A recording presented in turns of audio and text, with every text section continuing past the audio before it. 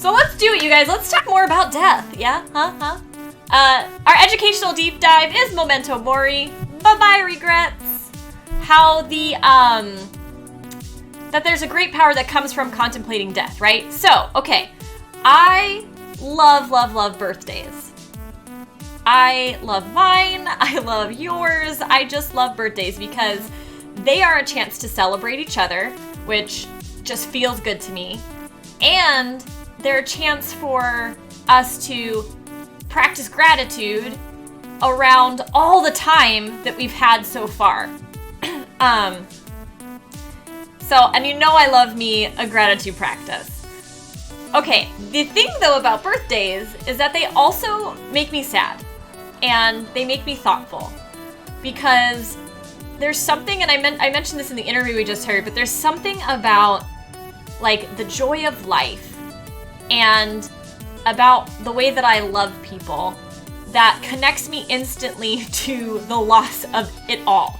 Like the more I love something, the more I am likely to experience this like wormhole effect where I go from that joy to that sorrow almost simultaneously. And a lot of times that gets in my way in life and isn't very good. It kills my joy in the moment. And I wasn't liking the birthday and now I'm not, right?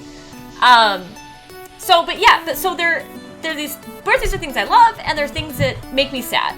And that's because this awareness of death kind of just compels me. This awareness of time and the year turning and all that compels me to question how well I am actually using my time. And when I'm really honest with myself, I realize that I'm afraid of dying with regrets. Or like feeling regret as I pass. And I don't want to feel like I've wasted my life. And I have serious FOMO. It is a real thing for me. And it's like one of the things I love about myself because I am like very zesty and I love adventure and I love the idea of like just being able to wring everything out of life. And then of course there's all the consequences that come with that, which is like you do too much and you get paralyzed with all these wonderful choices, right? All those kinds of things. And then you sit and worry about dying with regret. So, okay, so here I think are my top fears of what I would regret. And I'm curious if you guys can relate to any of them or if you have ones that I'm not going to mention that you want to share. But I'm really afraid that I won't give something original to the world. That somehow I'm going to die before creating what really only I can create out of my uniqueness, and that somehow that means that the potential of me will be left on the table, will have been wasted. Because I know, like, mathematically, there's never going to be another me unless there's, like, parallel universes. And that just, like, makes me really sad. So there's that regret. I worry that I won't love enough. Or that I won't let myself be loved enough. That's a tricky one. Yeah. So I also worry that I'll leave something really important unsaid. And that the people who care about me and that I leave behind, that they won't have closure. And that somehow, because I've omitted something, their grief will be even harder. So I think about that. I'm also like somewhat worried that I'll at some point make like an irreversible, monumental mistake that I really can't make better, and that then I won't be able to forgive myself for. Or that I won't be able to forgive myself before I die. So I worry a little bit about that. And all of this makes me worry that I won't have enough fun. Because I want to be able to enjoy life as much as possible too. Yeah, hi guys. It's like, this is me. Hi, those are my regrets. Yeah. So these are things that go on in my mind from time to time. And the thing about regret and the idea of fearing regret is that it's like a double-edged sword. It can be super motivating, incredibly powerful. It can help you get really clear on what matters to you in life, or it can be a tool we use to punish ourselves. And no surprise, I want to increase it as a motivational force and lessen it as a tool for punishment. So having said that, when I look at those regrets that I just told you about, these are all around my core values, right? Like these are all telling me, Catherine, this is what matters the most to you, right? So being creative and courageous to make something out of your uniqueness, super important. Loving and connecting with people is obviously super important.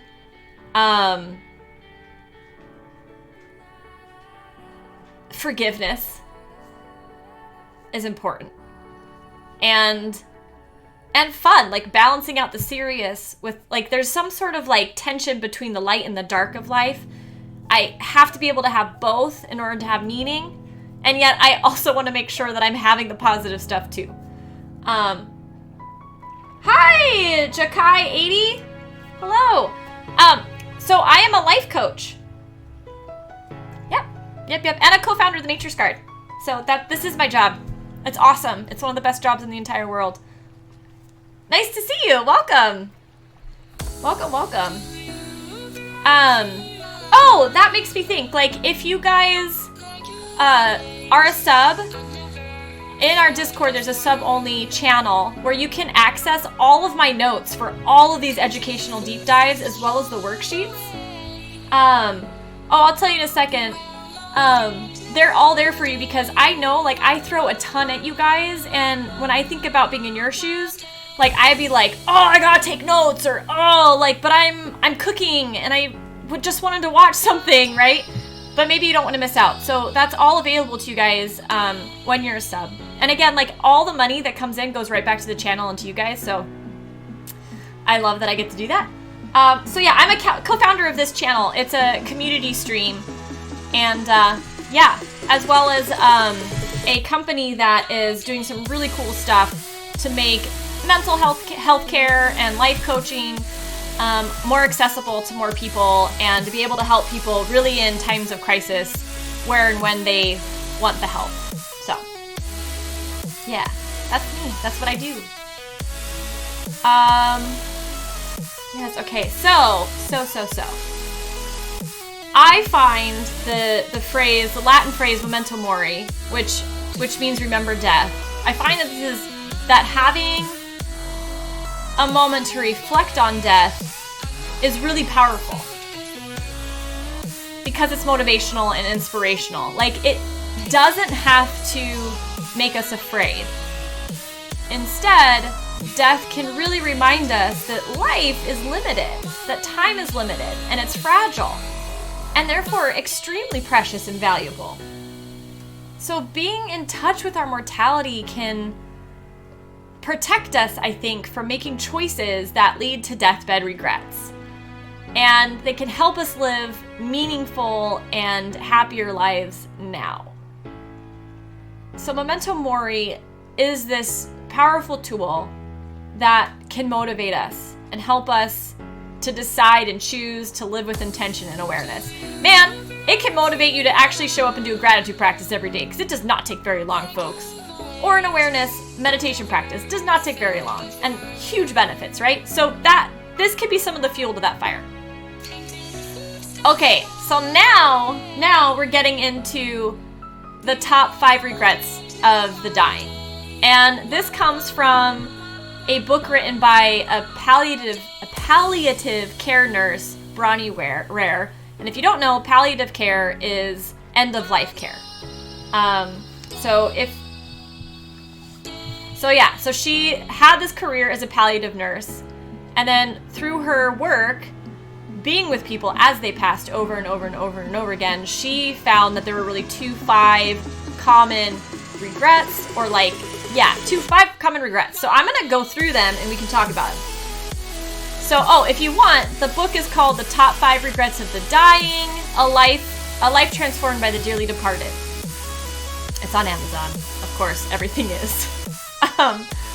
So the most common regret of all, the number one most common, is this. I wish I'd had the courage to live a life true to myself, not the life others expected of me. I wish I'd had the courage to live a life true to myself, not the life others expected of me. That is, now that I am saying that out loud, that ties right to my number one fear, which is I won't give something special to the original to the world, that I'll leave my potential on the table, right? That's that regret. So Bronnie writes, oh guys, I'm gonna explain that image in a minute, but you can enjoy Ned and Bran starting right now. So, okay, I wish I'd had the courage to live a life true to myself, not the life others expected of me. This is about authenticity and going after what matters most to us while we can. So Bronnie writes, when people realize that their life is almost over, it is easy to see how many dreams have gone unfulfilled. Most people had not honored even half of their dreams and had to die knowing that it was due to choices they had made or not made. That sounds so sad to me. Oh, really, Exy? I bet that was fascinating. Yeah, I have questions. I have questions about that. I do. Yeah, in the States, I'm thinking you're talking about, well, anyways, I'm so getting distracted. You don't need to get a degree to be a life coach. I am a certified life coach. So I went through basically a year-long program and then took tests. And then you can also be credentialed by an organization called the ICF, which is the, International Coaching Federation. And I'm like, why did I forget that? Anyways, they require X amount of hours, X amount of, like, you have to pass rigorous training, you have to take an ethics class, you have to pass an ethics test, you have to log X amount of hours for the credential, and you have to, I think I mentioned 2 education credits. So, yeah, even though you don't have to have a degree, and governments tend not to regulate it, as a coach you can opt into regulations.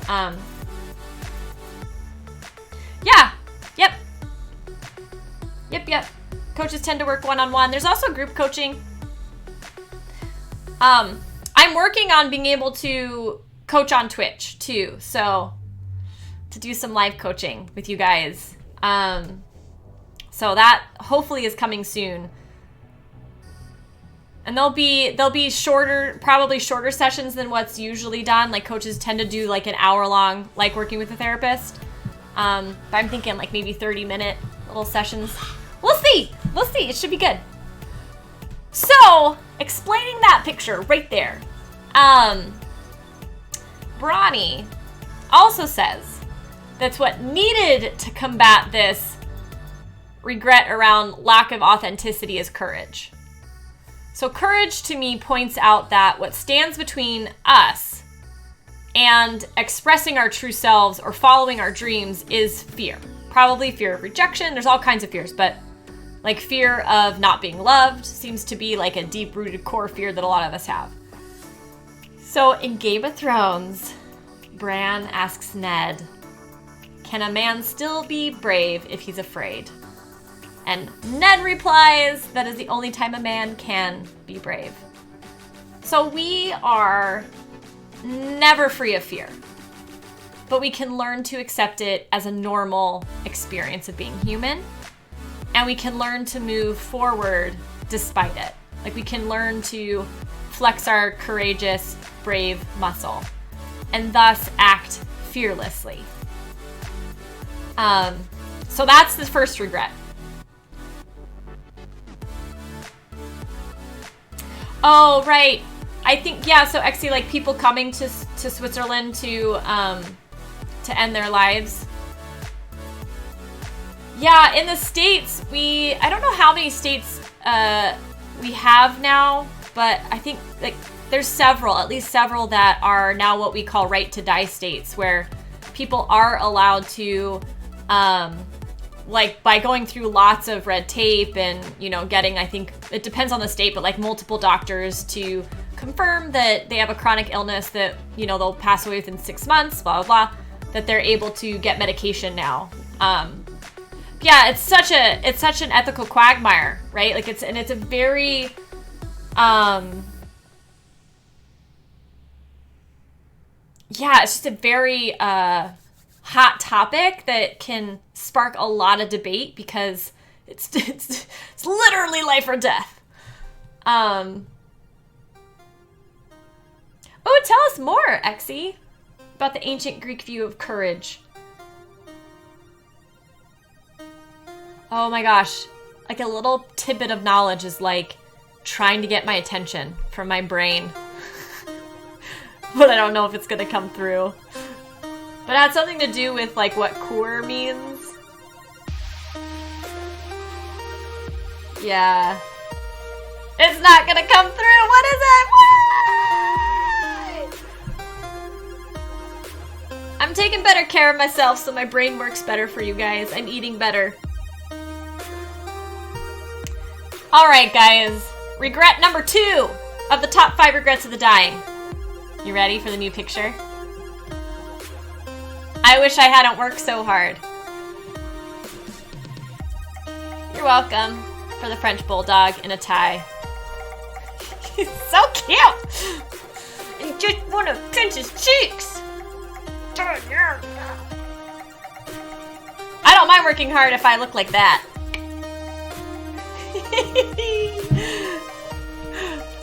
French bulldogs are so cute.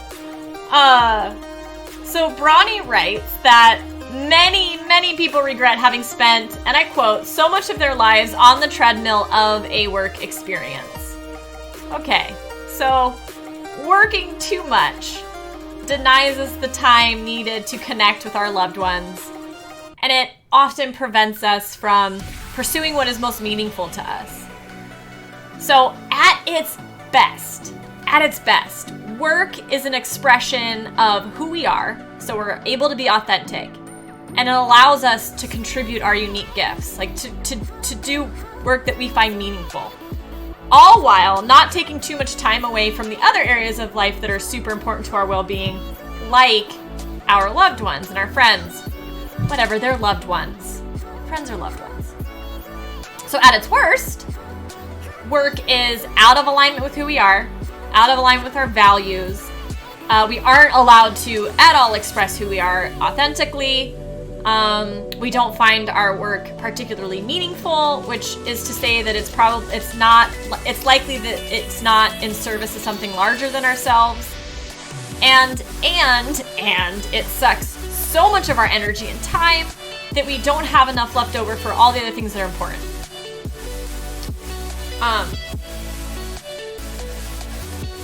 Oh, thank you, Exie! Yes, I remember reading about that. Yes, I love this idea of courage being a golden mean between recklessness and cowardliness. Such a cool way of conceptualizing it on this like continuum.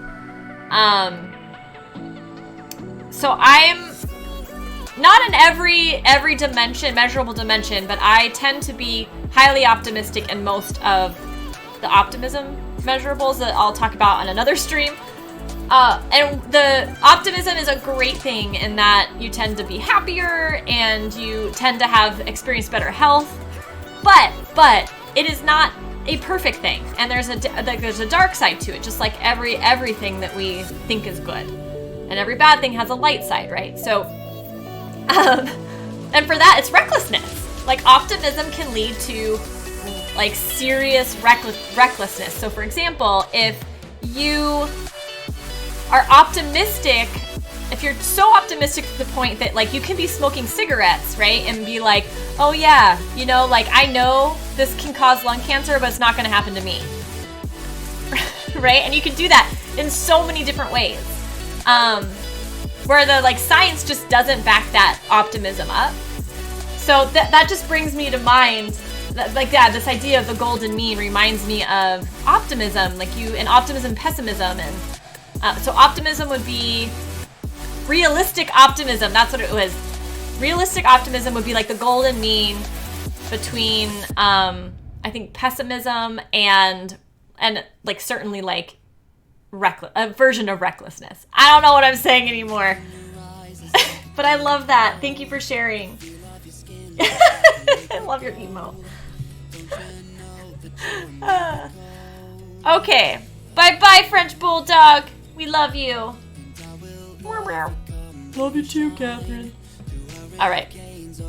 Okay, so regret number 3 is I wish I had courage to express my feelings. Interesting. So Bronnie writes, and I quote, "Many people suppress their feelings in order to keep peace with others. As a result, they settled for a mediocre existence and never became who they were truly capable of becoming. Many developed illnesses related to the bitterness and resentment they carried as a result." All right, so authenticity is becoming a theme with regret. And courage seems to be once again required to combat this regret. And a crucial part of authenticity is representing yourself authentically with your words, right? So communicating with honesty. And that includes about how you feel, like what your emotional reality is at the time. And the other part to this then, of course, is that it involves like risking conflict with others in order to speak your truth, to own who you are, and to set those boundaries around what you need in order to continue speaking your truth and being who you are. So yeah, and I get this. I so live here where it is often hard for me to share my emotions, especially when I think it might cause conflict. I really struggle with being conflict averse. And I tend to, therefore, people please. And that definitely, if I do it too much in a relationship, it just leads me to being like resentful because they're always getting their way because I'm letting them, but then I'm like mad at them for it. So I totally get this. I have lived here so many times, continue to visit this very, very not happy land of people pleasing. And that's the thing about authenticity. It's messy. It's a journey. We're always discovering our authenticity in the moment. So yeah, courage, guys. Courage. All right, we can say goodbye to this picture. The puppies are gone! Where'd they go? Puppies. Come back. All right, guys, sorry. Okay, yep, vulnerability. So true. So true. Regret number 4. I wish I had stayed in touch with my friends. Don't actually know these girls, but they look friendly. So Bronnie writes, and I quote, "There are many deep regrets about not giving friendships the time and effort that they deserved. Everyone misses their friends when they are dying." Well, I guess I'm like, oh crap, well then no matter how much I stay in touch with my friends, I'm gonna regret my friends. But no, there's a difference between being sad about missing friends and being regretful. Which is like it seems to me like a deeper, sadder, heavier emotion than missing something. I wish I had looked into regret a little bit more specifically now that I said that, just to understand more about the specificity of regret versus sadness and missing people. Like it seems to be like a really closely related to guilt or shame potentially. Yeah, because guilt, you wish you had done something differently, and that's maybe that's what it is. Like maybe it's a deepening of guilt. Like it's a really dark, poisonous form of guilt that's like spread throughout our bodies and just making us feel real awful. That makes sense. I have no idea if that's true, but intuitively, I think that makes sense. Oh, okay. Well, Brene Brown, who is a famous shame and vulnerability researcher, as well as many other scientists and researchers, hold that we are hardwired for connection.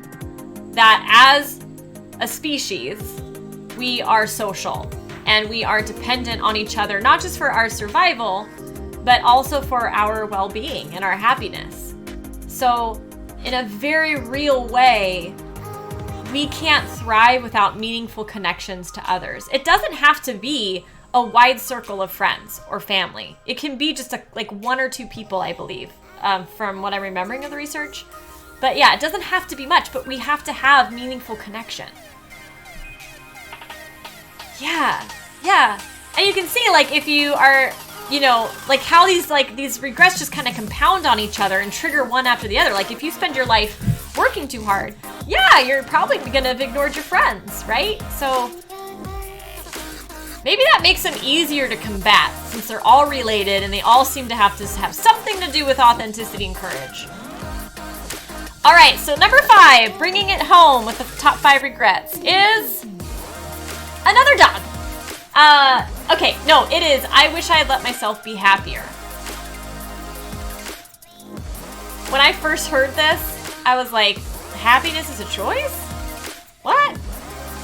I don't know about that. Let myself be happy.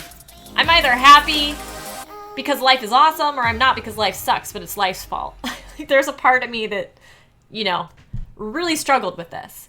So, and then I read what Bronnie wrote, and I'm going to quote her again. And she says, "Many did not realize until the end that happiness is a choice. They had stayed stuck in old patterns and habits. The so-called comfort of familiarity overflowed into the emotions as well as their physical lives. Fear of change had them pretending to others and to themselves that they were content, when deep within they longed to laugh properly and have silliness in their life again." There's so much in there. So so this is how I'm gonna like interpret it, is that we all get stuck in our comfort zones. And that's true even if it's a discomfort zone. So whether or not, like, we're just like we are supremely good at tolerating crap. And if we do too much of that for too long, then we've had a very comfortable, crappy existence that doesn't equate to much joy, to much silliness, to much fun in life. So again, getting outside of our comfort zone requires courage. Like, because by definition, you're gonna get uncomfortable, which is scary and it's risky and it's blah. It has a great payoff usually, but blah, right? So courage.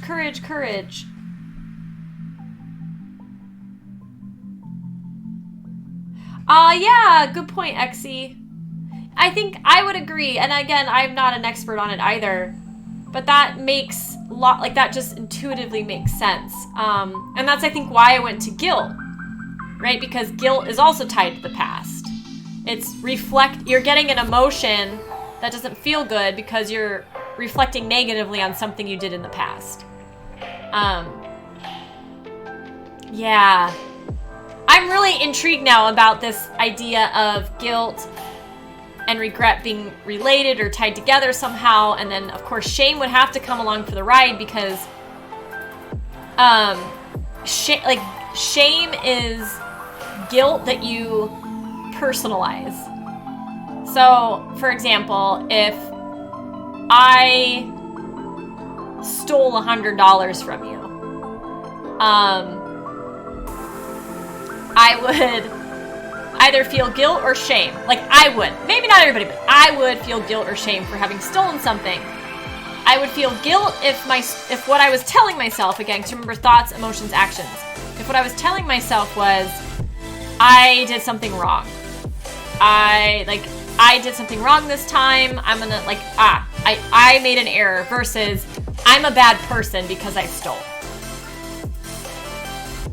So it's a permanent versus temporary judgment of yourself that dictates whether or not you're gonna feel guilt or shame. And then yeah, big leap. Absolutely. No, it's mine. It's my money. You come and get it. So you're gonna spend more to come and get it because you live far away. Okay, so here's the thing about happiness that we all know now, right? Gratitude practice. A gratitude practice can cultivate happiness now.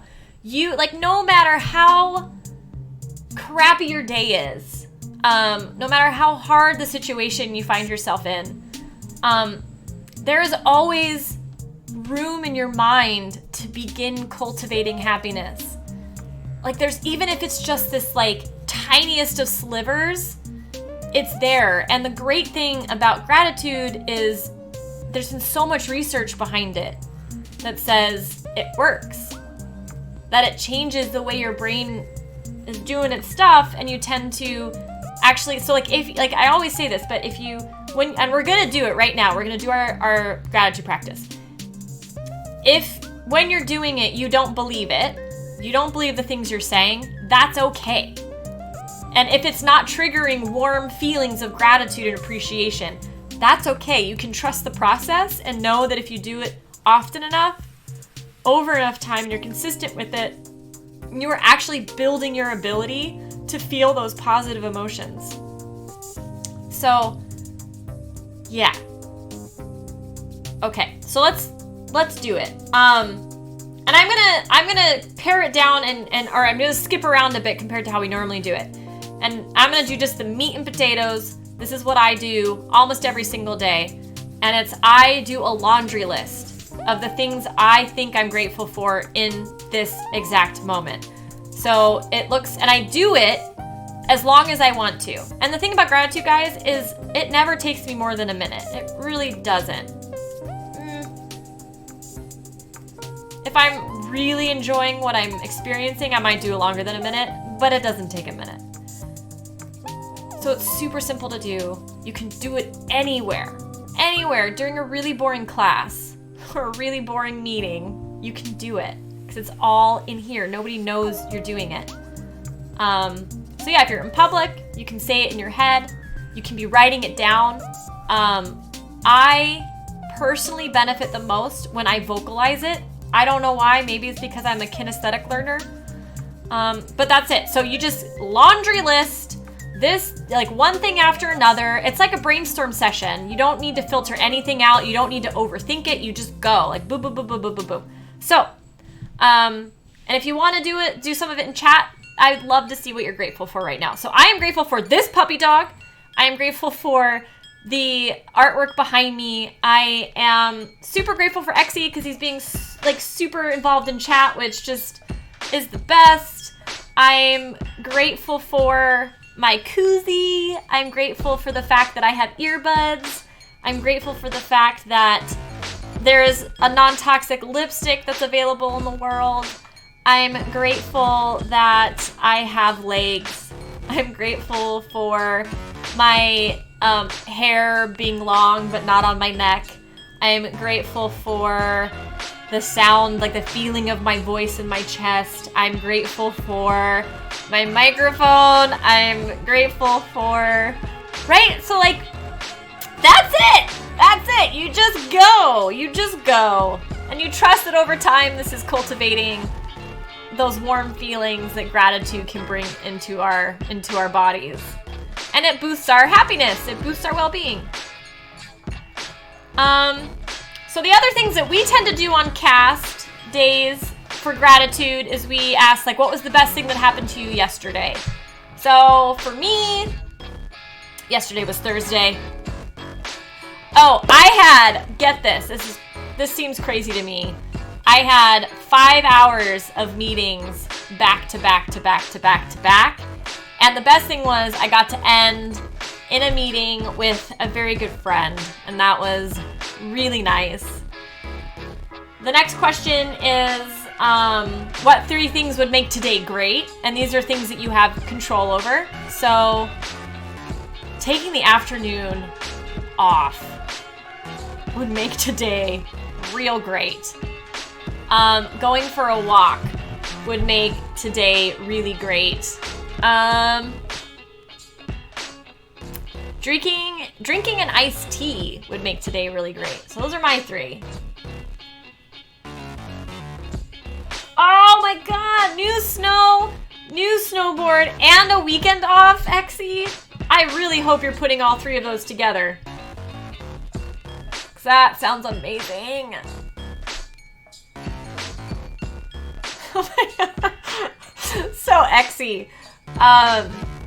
I grew up skiing. Like I grew up in the mountains. And so I had snow, and like I could ski after school every day in elementary school during the winter. It was the best. But by the time I got to high school, all my friends were snowboarding. So I was like, yeah, of course I would love to try snowboarding out. That looks really fun. So, no, this is even worse than that. I went skiing with a friend, and like I must have been like 14 or whatever, right? And I'm like going up on the chairlift, and my friend, for the very first time ever, we had decided to wax our skis ourselves. And we had no idea what we were doing. This was like the first run with the new wax skis. And we get up to the top, like the chairlift is like peaking, and you're gonna have to you lift the bar, and your skis hit the snow, and you're gonna go down just off to the side, and then meet your friend, and then you're gonna go. So I look, and I just see right off the chairlift is I don't know, 15 super hot snowboarding guys. And again, I'm 14 or whatever. And I'm in skis, which is not cool. Well, so I'm super self-conscious. I get off, and lo and behold, my wax sticks me to the snow. And the chairlift pushes me over, and I just go, ah! And face plant. The chairlift probably had to stop, right? It was awful. It was awful. It was awful. So, yeah. It is a sad story. It's an embarrassing story. I learned to snowboard after that. Okay. All right, fine. Fine. I've got some quotes from a bunch of different individuals about death, dying, and the regrets we can experience that I really wanted to share because I thought a lot of them were just really insightful. Okay, bye-bye, puppy. More puppies! Okay, so Jeff Bezos says, when you think about the things you'll regret when you're 80, they're almost always things that you did not do. They're acts of omission. Very rarely are you going to regret something that you did that failed and didn't work. Sydney J. Harris says, regret for the things we did can be tempered by time. It is regret for the things we did not do that is inconsolable. So again, a lot of this is what do you really care about? What do you really want to accomplish? What's your call to adventure? Do it, because otherwise you might regret it. Raphael Sabatini says, regret of neglected opportunity is the worst hell that a living soul can inhabit. Them's fighting words. That's very, he really, really felt this. Neglected opportunity is the worst hell a living soul can inhabit.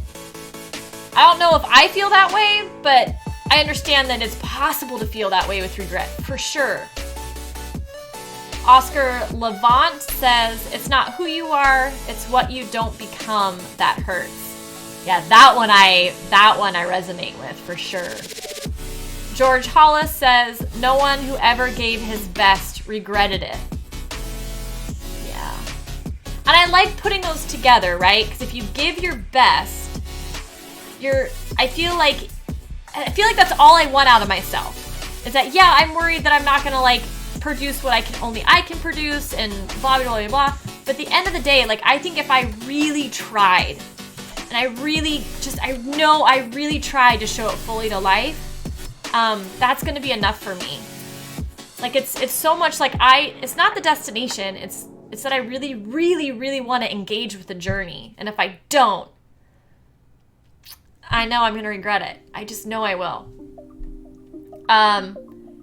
Harriet Beecher Stowe says, the bitterest tears shed over graves are for words left unsaid and deeds left undone.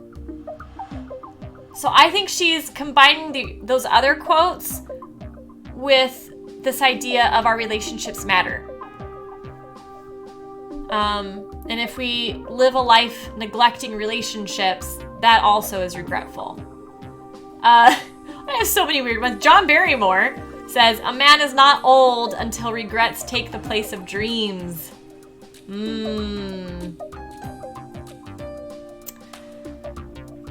Yeah, that reminds me of, if you're not growing, you're dying.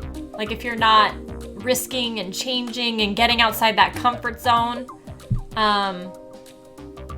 which is like the dreaming process requires. John Greenleaf Whittier says, of all sad words of tongue or pen, the saddest are these, it might have been. That I like a lot. It's so beautiful to say, for of all sad words of tongue or pen, the saddest are these, it might have been. Brian Judge, something you need most might be something you turn away from. Something you turn away from might be something you regret. And something you regret in the end might cost you the one chance you ever had. Jonathan Lockwood Huey says, really? I can answer that. If that's a real question, I'll answer it. Oh, bye. Okay, so Voltaire says, every man is guilty of all the good he didn't do. Now that's a big one.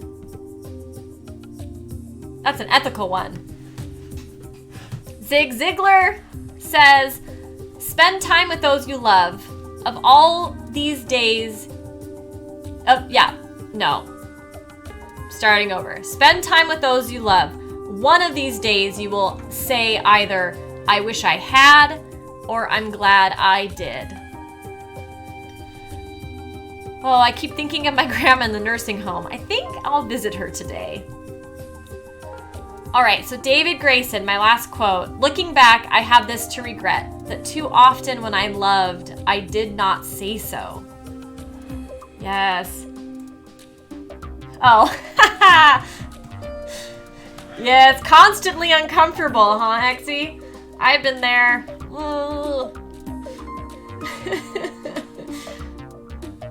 Maybe you'll be comfortable on the slopes this weekend. All right, so here, we're moving now into the work. So I'm gonna go through some stuff that you can choose to participate in or not right now. And depending on how much I get going on in chat, I'll either take the time, or I'll speed this up. Know that, again, like, if you are a sub, you have access to this worksheet in our sub-only Discord. So it's all good. It's all available to you. And if you're not a sub and you want to do the work and I'm going too fast for you to do it, just write down my questions and then you can do it at your own pace. And if you guys ever have any questions about any of this, you can email me at punchlifeback@thematrixguard.com. All right. So here we go. When we are dying, what is important to us often becomes crystal clear. There is really no more confusion. So what would you do differently if you, like the dying, had nothing left to lose? That's the first question. What would you do differently if you, like the dying, had nothing left to lose? I'm thinking about this.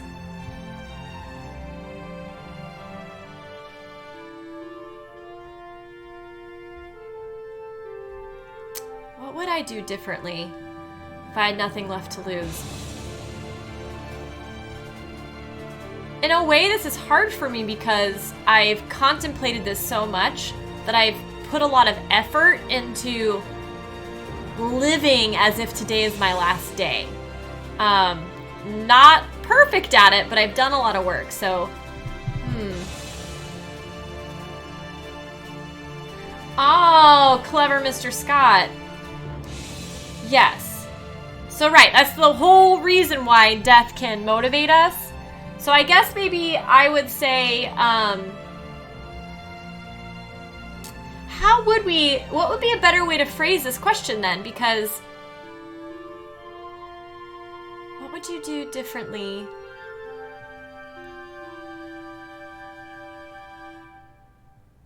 I mean, I don't know if this is as accessible, but in a way you could ask if, what clarity do you think you would have if you were dying? Like, what would become important to you that isn't important to you right now if you knew you only had X amount of time to live?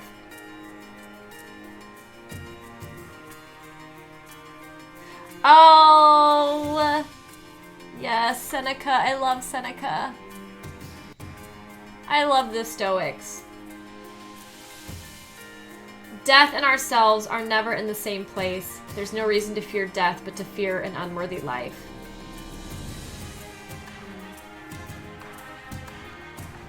Yeah, so what would become important to me if I was dying? Maybe that's another way to ask this question.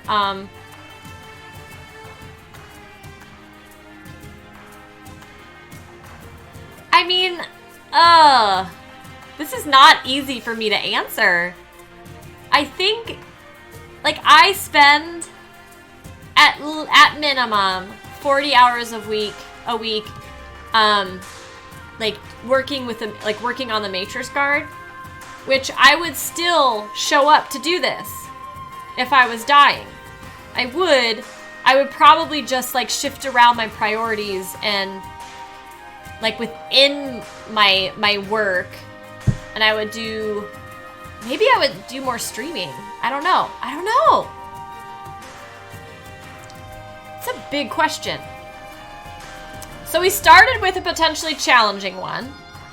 The next ones are a little bit easier. So we're gonna do on a scale of 1 to 10, 1 being like not at all, and 10 being completely. We're gonna look at the top 5 regrets and see and find out how we are doing with each of them right now. So again, 1 to 10, not at all, 10 completely, or 1 not at all, 10 completely. How authentically are you living? 1 to 10. I'm an 8 today on that. The next one is, how much are you spending your time on what matters most to you? I'm a 9. I'm a 9 on that one, which is why I think that first question was really hard for me to answer. How much of your time are you spending on what matters most to you? The third, of course, is how do I, are you expressing your feelings? Not at all or completely? Are you expressing your feelings? I would say that this is, for me, a 6. Yeah. 7 and 9s. I think this one's for me is a 6, and it's low because I think a lot of the time I'm not even aware of my feelings.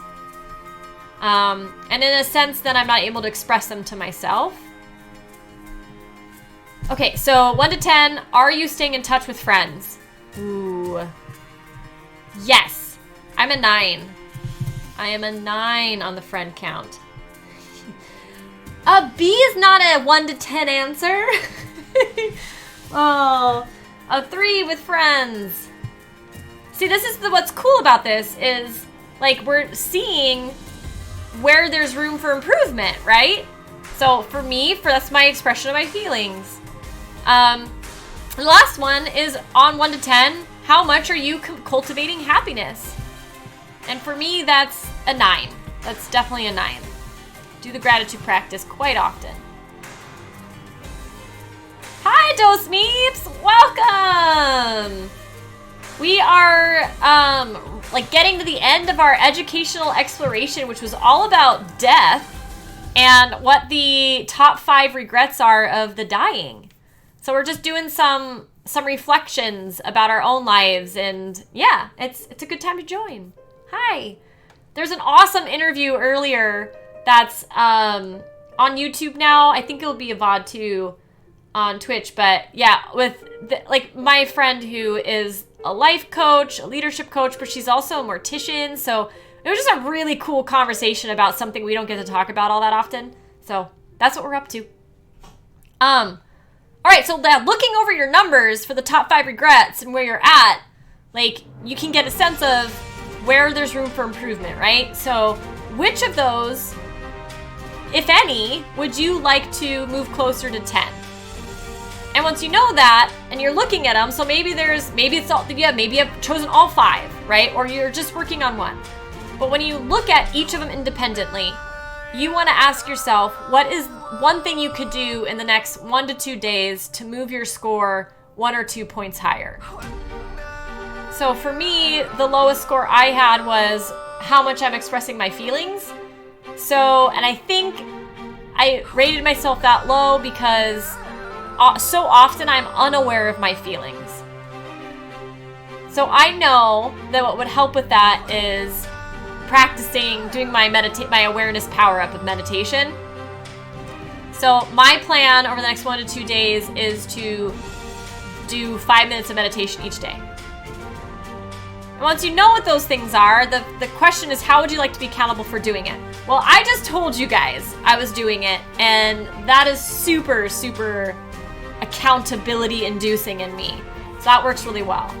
There's all kinds of ways you could do it. You could text a friend, you could just put it on Twitter, whatever, put it out there in the world so people know it. You could put it on your calendar. That's accountability. So many different ways. And that's the work.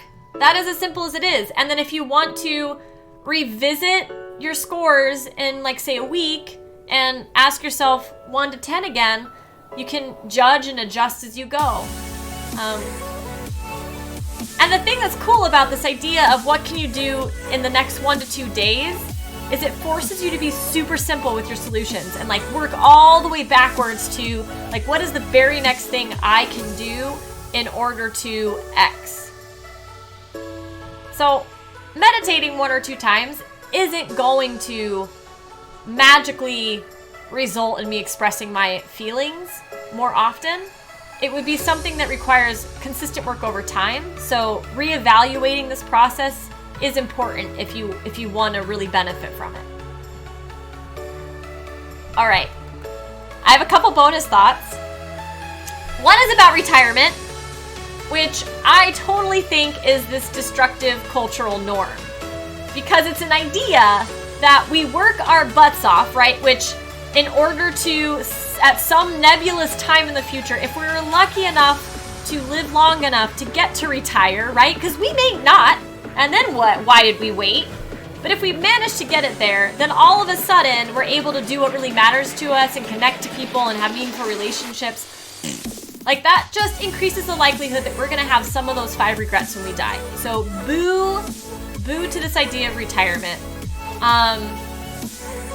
You know, there's certainly a reality to retirement that we can look forward to, and yet we don't need to let it be a justification for not living more fully right now and not, like, setting your life up in a way where you can experience more meaning now have more time for relationships, right?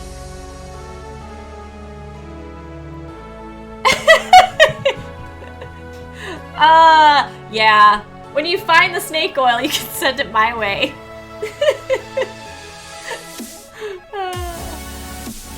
So, my question then is, how might you live more fully right now?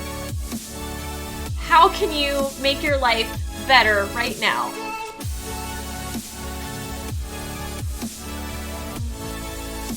And that is, nope, I still have one more little exercise question if you are going along with us. But yeah, how might you live more fully right now? So I mentioned at the start of this that regret can be this two-edged sword. It can be an incredibly motivational tool. It can also be a tool for self-punishment. And that's why I just want to like make sure I touch in a little bit about that. Because the negative, the destructive use of regret can do great harm to us. And so I just want to make sure that I give it enough time, like airtime, so that sinks in. Because which way regret plays on us, either as something that is constructive and something that is destructive, is up to us and how we're using it. It's something that we have control over. So, sorry. The invitation is that instead of beating ourselves up for the mistakes we've made, we can switch our thinking and look at mistakes as opportunities to change, opportunities to improve. And in a sense, this is that idea I was sharing a bit ago about guilt versus shame. So we do something that wasn't the best choice we've ever made, and there were some serious consequences to it. Whether or not we feel guilty, which motivates us to change, right? And we can see the opportunity to change, or whether or not we experience shame and we use it as a tool for punishment and we're not motivated to change at all, depends on how we think about. So it's up to us, it's our responsibility, how we think about what we've done. If we're thinking permanently about ourselves, like, I am a bad person because I did this, I am worth nothing because I did this, here I go again, like, I'm so stupid because I did this. If we're making a permanent statement about ourselves, then it becomes a tool for punishment, and regret can come out of it. If instead we're looking at it as like, I made a mistake, this is an isolated event, I made a mistake, like, and you're not making it a permanent statement about yourself, you're able to look at your mistakes as opportunity for change and improvement. So I found like this article about Bronnie's book on the Huffington Post, and I just had a really great paragraph that I wanted to share, and so here we go. The process of regret is one that provides nothing but suffering for ourselves as we begin to allow the past to dictate how we should feel now. Instead, we can use the past as a reference point to understand what adjustments we would like to make moving forward. The adjustments don't have to come out of pain, sorrow, regret, or judgment, but simply a choice to do things in a different way. We are learning all the time. We can very quickly slow that learning process down by getting stuck in the idea of regret. When it comes to making changes, be at peace with the past and remember that each moment is a new choice. So what I'm realizing as I read this out loud is maybe the destructive use of regret is when we use it to make ourselves feel bad about the past. And the constructive use of regret is to make us anticipate what we might feel bad about in the future. So those deathbed regrets, Memento Mori, like that can motivate us to change now in a way that moves us towards what we want out of life and away from what we don't want, versus using regret to say, I'm a terrible person because I stole X's money, or I did this and this and this. Right? You get it? You get it.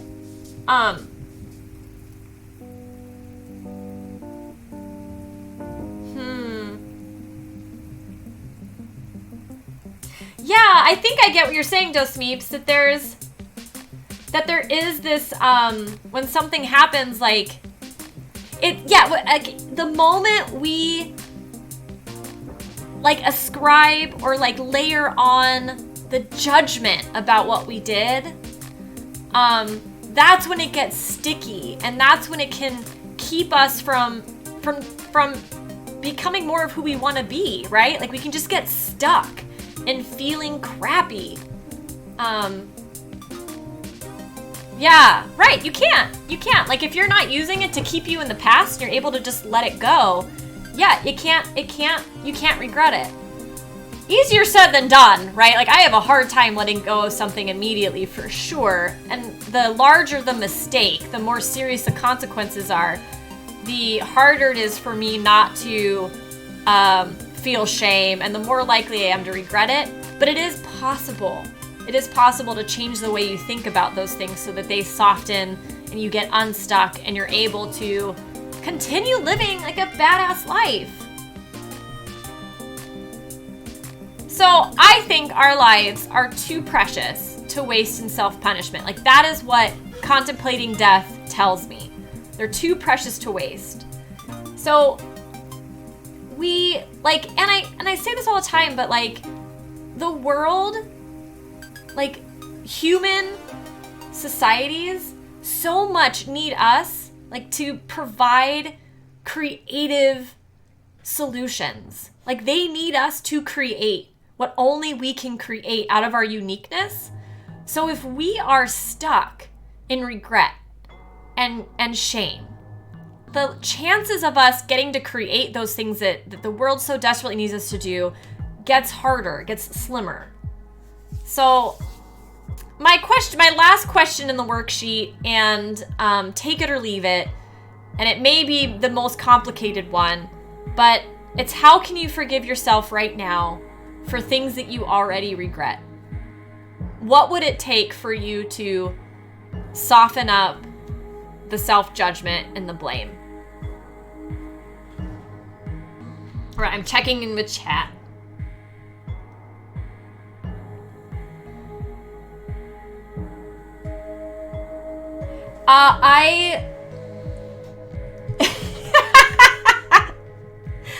Yes, it is. Everything's an option. I think you need the B that's upside down and dead. I love that distinction between past, present, and anticipated future. Like, because so often we think of it past, present, future as if the future is set in stone and certain, and it's not, right? Like, it's just our best guess of what's gonna happen. There you go. Yeah. So good. All right, how are we? Oh, wow, right on the dot. It's time to wrap up. Guys, thank you so much for today. It was delightful. Thank you for creating a place where I could talk about death with you guys. Like, that is not normal. And I really appreciate it because it is a major character in my life. I think about it all the time. I find it super motivating, sometimes very scary, and that scariness gets easier when I have community. So, you are so welcome, Exie.